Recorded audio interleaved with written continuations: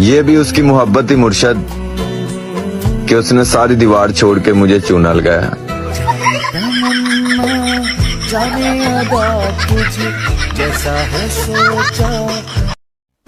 मरियम नवाज की जवानी और मेरी परेशानी कभी खत्म नहीं हो सकती।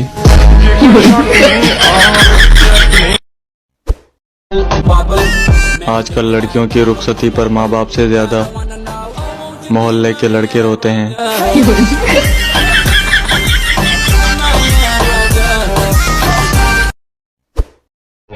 जरूरी नहीं आपको खुशी मिले, मुस्कान भी अच्छी लड़की है।